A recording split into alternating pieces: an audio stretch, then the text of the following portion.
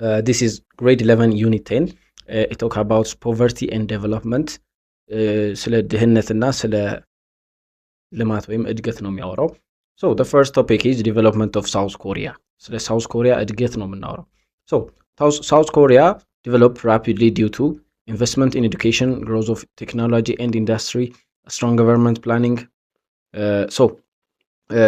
ሳውዝ ኮሪያ ያደገችበት ምክንያት የመጀመሪያው ኢንቨስትመንት ኢን ኤዱኬሽን ነው። በትምህርት ላይ በጣም ኢንቨስት አድርገዋል። ለረጅም ጊዜ ትምህርት ላይ ኢንቨስት አድርገው ሲሰሩ ነበረ። and the next one is growth of technology and industry. የቴክኖሎጂ እና የኢንዱስትሪዎች የፋብሪካዎች መገንባትና የቴክኖሎጂው ማደግ የሳውዝ ኮሪያን ዴቨሎፕመንት ራፒድ እንዲሆን ወይም ፈጣን እንዲሆን አድርጎታል ማለት ነው። so the next one is strong government planning. በጣም ጠንካራ የሆነ የመንግስታዊ ፕላን አላቸው ማለት ነው። ይሄ ስላላቸው ምንድነው ስትሮንግ የሆነ ዴቨሎፕመንት ሊያሳዩ ይችላል። ሌትስ ሴይ ለምሳሌ አሁን ሳምሰንግ ቢካም ግሎባል ብራንድ ዓለም አቀፋዊ ብራንድ ሆነ። ሳምሰንግ ሳውዝ ኮሪያ ብራንድ ነው። ሳምሰንግ እንደምናውቀው ሳምሰንግ ዓለም አቀፋዊ ብራንድ ሆነ። ያ ደግሞ ምን ይሰጣቸዋል? ሃይ ሊትረሲ ሬትን ይሰጣቸዋል። አድቫንስድ የሆነ ቴክኖሎጂ ይኖራቸዋል ማለት ነው። ለምሳሌ ሞደርን ሲቲስ ላይክ ሴኡል አለ። እንደ ሴኡል አይነት ሞደርን ሲቲዎችን ገንብተዋል። አድቫንስድ ትራንስፖርት ሲስተም አላቸው። ኤክስፖርት ቤዝድ ኢኮኖሚ ነው ያላቸው። በብዛት ኢምፖርት ሳይሆን ኤክስፖርት ቤዝድ ኢኮኖሚ ነው ያላቸው። the next one is focus on science and innovation.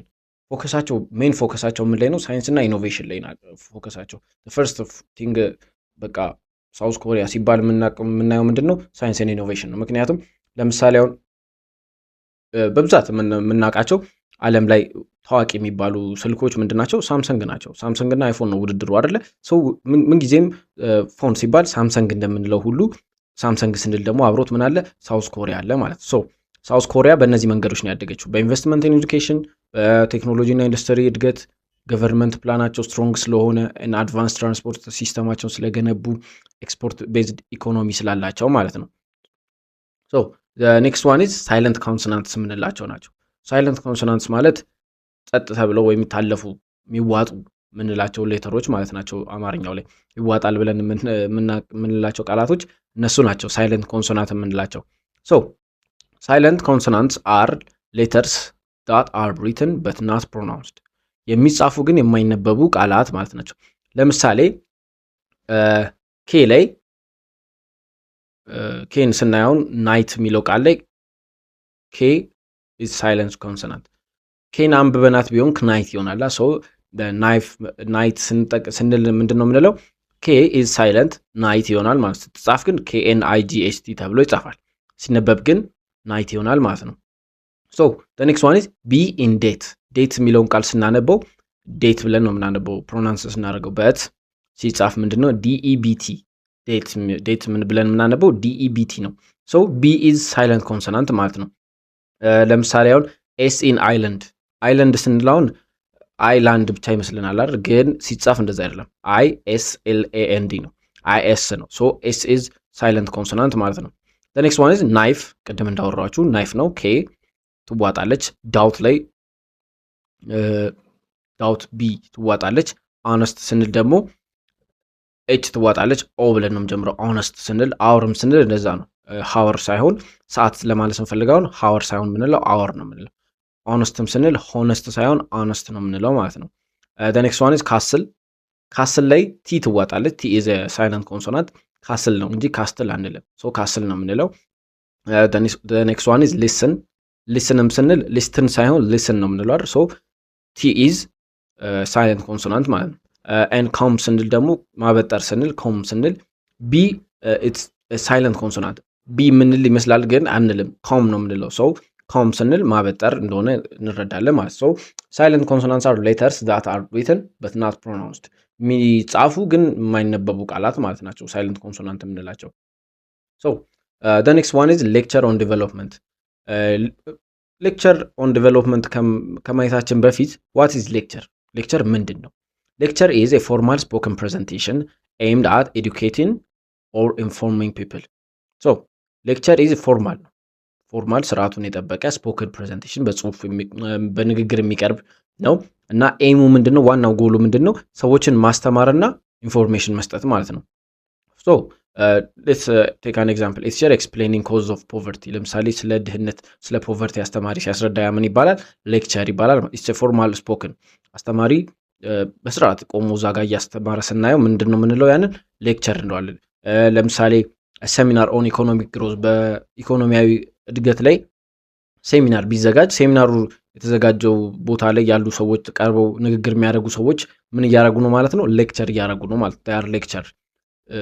ሶ ዘ ኔክስት ዋን ኢዝ ስፒች ኦን አንኤምፕሎይመንት። ስፒች የምናደርጋቸው ስፒች ልንወጣ ስንል የምናደርጋቸው ስፒቾች አሁን ለምሳሌ ከስራ ቅጥር ከአንድ ከሰራንበት ድርጅት ለቀን ወጥተን ስንሄድ የምናደርገው ስፒች ኦፍ አንኤምፕሎይመንት ምን ይባላል? ፎርማል ስፖክን ወይም ሌክቸር እንለዋለን። ዩኒቨርሲቲ ገስት ሌክቸር ለምሳሌ ዩኒቨርሲቲ ውስጥ አንድ ኢንፍሉዌንሻል ሰው መጥቶ ሌክቸር ሲያደርግ ያ ፎርማል ስፖክን ሌክቸር ይባላል ማለት ነው። ወይም ልምድ ሲያካፍል ሌክቸር ይባላል። የገቨርንመንት አዌርነስ ፕሮግራም ገቨርንመንት ለምሳሌ ህዝብ ተሰብስቦ ለህዝቡ አዌርነስ ወይም የሚያነቃ ነገር ለመንገር እንደዚህ አታድርጉ እንደዚህ አድርጉ የሚለውን ነገር ለማሳወቅ ምንድን ነው የሚያደርጉት? ሌክቸር ነው። ሶ ሌክቸር ስንል ብዙ ጊዜ የሚመስለን አንድ ይሄ ዩኒቨርሲቲ አስተማሪ ገብቶ የሚሰጠው ትምህርት ነው አይደል? ያ ብቻ አይደለም ሌክቸር። ኢትስ ሌክቸር ልክ ነው፣ ግን እሱ ብቻ አይደለም ሌክቸር። አስተማሪ ሲያስተምር ሌክቸር ነው። ሰሚናር ላይ ሰዎች ሲያወሩ ሌክቸር ነው። ከቅጥር ስትወጡ የምታወሩት ሌክቸር ነው። ገቨርንመንት አዌርነስ ፕሮግራም ሌክቸር ነው። ኤቭሪቲንግ ፎርማሊቲውን የጠበቀ ስፖክን ፕሬዘንቴሽን ሌክቸር ነው ማለት ነው። ሶ ለምሳሌ አሁን የስኩል አሰምብሊ ቶክ ለምሳሌ የወላጅ ስብሰባ ብለው ወላጆቻችሁ ሲሄዱ ኢትስ ሌክቸር። ምክንያቱም ፎርማሊቲ ያለው ነገር ነው። ይሄ ቤተሰብ ውስጥ ከቤተሰብ ጋር ተሰብስባችሁ የምታወሩት አይነት ነገር ሳይሆን ፎርማል ነው። ፎርማሊቲውን የጠበቀ ስፖክን ፕሬዘንቴሽን ስለሆነ ማለት ነው። ሶ ሌክቸር ማለት ኢዝ ኤ ፎርማል ስፖክን ፕሬዘንቴሽን ኤምድ አት ኤጁኬቲንግ ኦር ኢንፎርሚንግ ፒፕል ህዝብን ወይም ሰዎችን ለማስተማር ወይም ኢንፎርሜሽን ለመስጠት መረጃ ለመስጠት የምንጠቀምበት በንግግር የሚቀርብ ጽሁፍ ነው ማለት ነው። ሶ that's all about lecture. So the next one is prefixes. Prefixes ምንድን ናቸው? Prefixes is added at the beginning of a word to change its meaning. Prefix ምንድን ነው? Prefix ከወርዶች በፊት ገባና ምን ያደርጋል?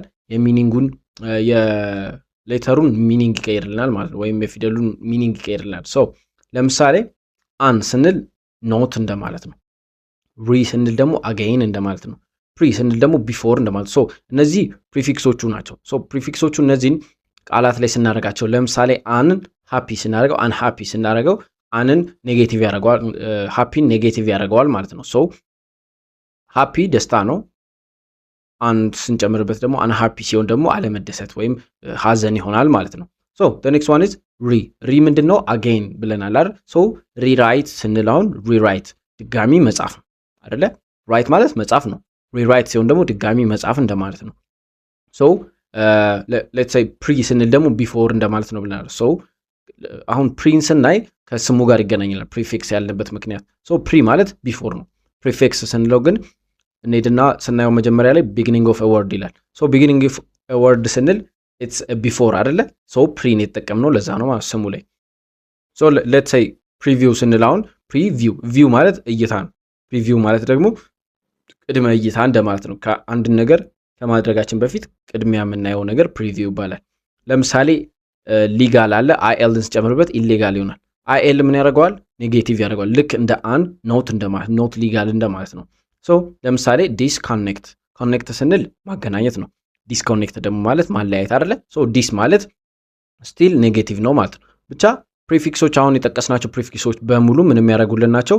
ከፕሪ እና ከሪ ውጪ ኔጌቲቭ የሚያደርጉልን ማለት ናቸው። ሌትስ ሴይ ሚስ አንደርስታንድ ብንል አንደርስታንድ መረዳት ነው። ሚስ አንደርስታንድ ደግሞ አለመረዳት ማለት ነው። ሶ እስካሁን ያየናቸው ከፕሪ እና ሪ ውጪ ሁሉም ኔጌቲቭ የሚያደርጉልን ናቸው ማለት ነው። ግን ያ ማለት ፕሪፊክሶች ኔጌቲቭ ለማድረግ ብቻ ነው የምንጠቀማቸው ማለት አይደለም።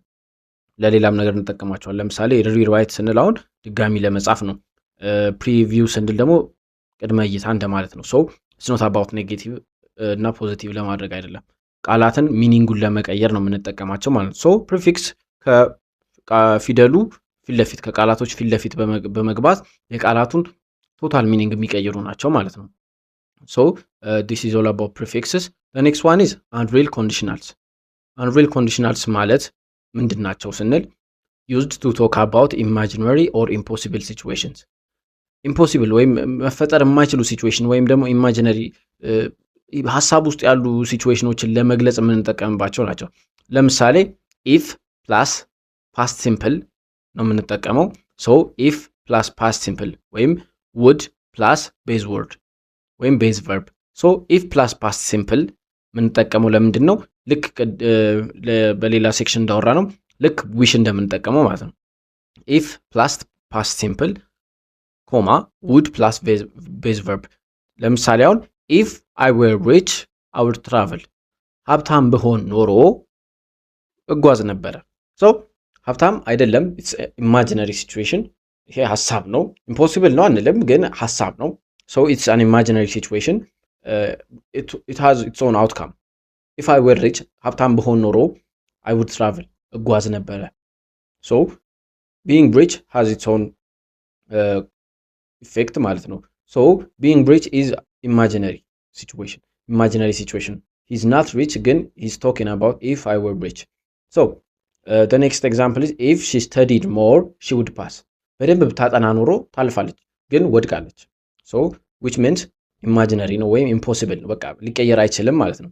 if I were you I would apologize አንተም በሆን ኖሮ ወይም አንቺም በሆን ኖሮ ይቅርታ ጠይቅ ነበረ ግን the thing is አንተን ወይም አንቺን መሆን አልችልም right so if I were you I would apologize የሚለው ምንድነው የሚገልጽልን? unreal condition ነው የሚገልጽልን ማለት እውነታ ያልሆነን ነገር ነው ቢሆን እያልን የምናወራው ነገር ነው ማለት ነው። so ኤግዛምፕሎችን ሌሎች if we had money we would buy a car ብር ቢኖረን ኖሮ መኪና እንገዛ ነበረ። so ብሩም የለንም መኪናውንም አልገዛንም ማለት ነው። if he listened he would understand ቢሰማህ ኖሮ ይረዳህ ነበረ ግን አልሰማህም። so the next ወይም the last example is if they worked hard they would succeed if they worked harder they would succeed በደንብ ቢሰሩ ኖሮ successful ወይም ስኬታማ ይሆኑ ነበረ። so በደንብ አልሰሩም አሁን succeed አላረጉም ወይም successful አልሆኑም ነው እያለ ያለው። so unreal conditionalsን የምንጠቀመው ምን አይነት ነገር ለመናገር ነው? impossible situations ወይም imaginary things ለመግለጽ ነው ማለት ነው። unreal የሆኑ እውነታ ያልሆኑ ነገሮች ቢሆኑ ብለን የምንመኛቸው ነገሮች ለመግለጽ ነው ማለት ነው። so in unit 10 ምን አየን? development of South Korea አየን። ብዙዎቻችን ምናቀው ነገር ነው እንዴት ዲቨሎፕ እንዳደረጉ ግን አይተናል እሱንም። the next one is silent consonantዎችን እንዴት መለየት እንደምንችል አይተናል። የትየቶቹ እንደሆኑ ኤግዛምፕሎች አይተናል እና ምን እንደሆኑም አይተናል። and the next one is what is lecture on development ምንድነው? lecture ምንድነው የሚለውን አይተናል። lecture ምን እንደሆነ በጥቂቱም ቢሆን የተረዳን ይመስለኛል። the next one is prefixes we saw prefixes ምንድን እንደሆኑ አይተናል። beginning of word ላይ ተቀምጠው meaning የሚቀይሩ እንደሆኑ አይተናል። and the next one is unreal conditionals ወይም the last one unreal conditionals ናቸው። unreal conditionals ምንድን ናቸው ስንል imaginary ወይም impossible የሆኑ ሲቹዌሽኖችን ለመግለጽ የምንጠቀምባቸው ቃላቶች ናቸው ብለናል። so this is all about grade 11 unit 10 thank you until next time goodbye.